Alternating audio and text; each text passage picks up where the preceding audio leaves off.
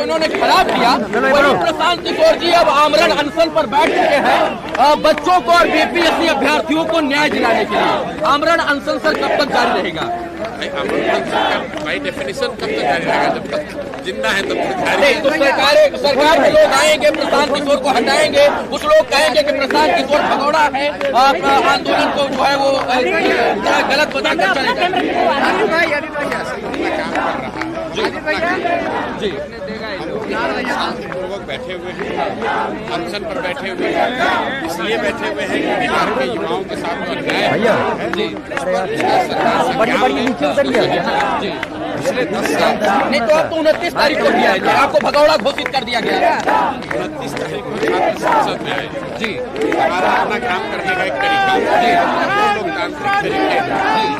मैं पहले छात्र जहाँ धरना दे रहे थे वहाँ से छात्रों को बताया कि भाई तुम 3 दिन सरकार को समय दो। फिर मैंने छात्र संसद कराया, फिर छात्रों को बताया कि तुम अपने बीच से लीडरशिप चुनो। छात्रों ने लीडरशिप चुनी।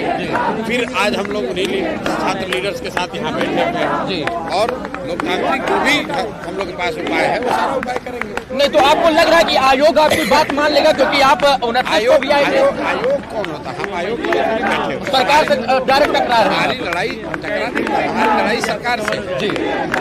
अगर बिहार में 2015 में आयोग ने नहीं कहा था कि बेरोजगार युवाओं को भत्ता मिलेगा, वो जी नीतीश कुमार ने कहा जी, और आज तक किसी बेरोजगार युवा को 1 रुपया भत्ता नहीं मिला। अगर यहाँ पर जो पेपर लीक हुए, सिर्फ बीपीएससी के नहीं, सारे एग्जाम्स में जो पेपर लीक हुए, आज तक दोषियों पर कार्रवाई नहीं हुई। तो आयोग को कह रहा है भाई, जब तक शिक्षा माफिया कोई अफसर कोई पकड़ा नहीं गया, इसमें आयोग का क्या लेना देना? बिहार में डोमिसाइल नीति नहीं है।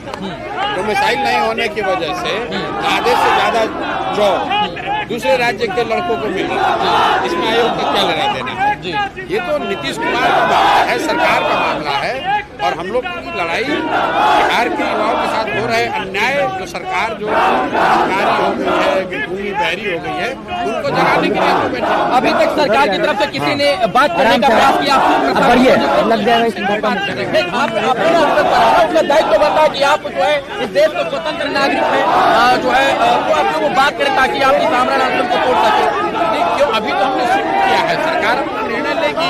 सरकार हम लोग छात्र संसद की है जी, सरकार के मुख्य सचिव ने बच्चों को बुलाकर मिलने के बाद उन्होंने बच्चों को आश्वस्त किया था कि वो 2-3 दिन में कोई निर्णय लेंगे। उन्होंने अपनी ओर से शायद प्रयास भी किया होगा जी, लेकिन उनके मिलने का इतना असर हुआ, बच्चों ने ये कहा कि अगर मुख्यमंत्री मिलकर ये कह दे कि अनियमितता नहीं हुई है और एग्जाम नहीं होगा, हम लोग आंदोलन वापस ले लेंगे। नहीं, बहुत सारे लोग, लेकिन उसके बाद मुख्यमंत्री ने बच्चों से मिलना गवारा नहीं किया, तो अब बच्चों के पास क्या उपाय है? तो आपको लग रहा है कि आज की लड़ाई कल का बेहतर भविष्य तय करेगी?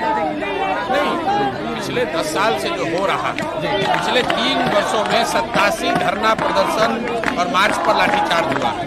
आंगनबाड़ियों को मारा गया, सरपंचों को मारा गया, संविदा पर काम करने वाले कर्मचारियों को मारा गया, यहाँ तक कि सत्ता में बैठे भाजपा के नेताओं को दौड़ा दौड़ा के नीतीश कुमार के अधिकारियों ने मारा।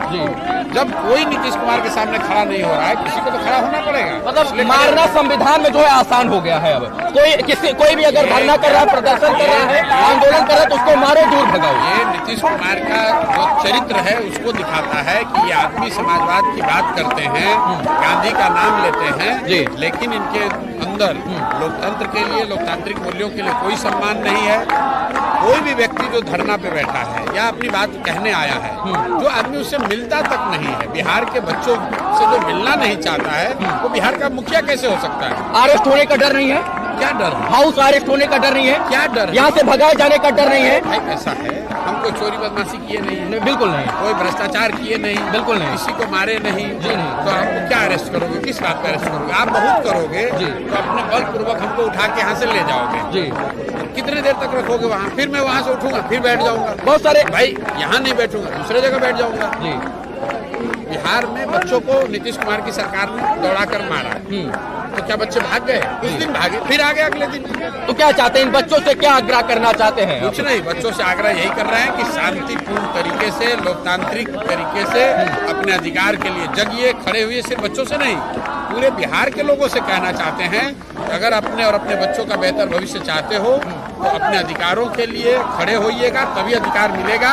वरना जीवन भर रोते रहिएगा कि भैया प्रश्न पत्र लीक हो जाता है, भैया हमारा नौकरी नहीं मिलता है। जब तक आप अपने अधिकारों के प्रति सजग नहीं होंगे, नागरिक होने का कर्तव्य नहीं निभाएंगे, तब तक आपका जीवन बेहतर नहीं होगा। सर, एक आखिरी सवाल ये है कि बहुत सकता है कि इस आंदोलन में कुछ अराजक तत्व आ जाए और इसके बाद वो अराजक तत्व फैलाए और आपके ऊपर सारा ठिकरा सरकार की तरफ से फोड़ दिया जाए, ये सब कुछ प्रशांत किशोर का किया धरा है। तब उस अवस्था में प्रशांत किशोर क्या करेंगे? इन चीजों से डरता नहीं हूँ मैं। यहाँ पर कोई इमेज बिल्डिंग एक्सरसाइज में नहीं आया हूँ।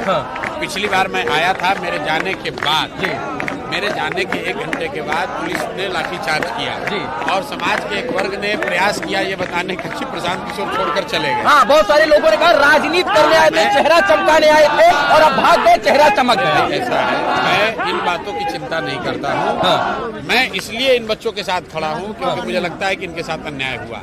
मैं 2.5 साल से बिहार में हूँ, मैं किसी धरने प्रदर्शन में नहीं गया हूँ, इन बच्चों के साथ भी नहीं गया था। तब गया जब इनको लाठी से मारा गया, क्योंकि मैं ऐसा समझता हूँ कि किसी भी सभ्य समाज में और भारत के संविधान में भी पुलिस को लाठी चार्ज करने का अधिकार नहीं है, अनलेस कि वो आदमी, वो समूह कोई गलत काम कर रहा हो। बच्चों को मारना ये पुलिस का अधिकार नहीं है, ये गैर कानूनी है। और बिहार के लोगों को ये समझना पड़ेगा, यहाँ के प्रशासन ने एक व्यवस्था बना ली है, जिसको मन हुआ 2 लाठी मार दिया। ये पुलिस का अधिकार नहीं है। जैसे अगर हम गलती करेंगे तो हम पर कानून लागू होता है, वैसे अगर पुलिस गलत लाठी चार्ज करती है तो उन पर भी कानून लागू होता है। ये अंग्रेजों का शासन नहीं है, लोकतंत्र है, जनता मालिक है। पुलिस जनता की सुरक्षा के लिए है, पुलिस जनता को डराने के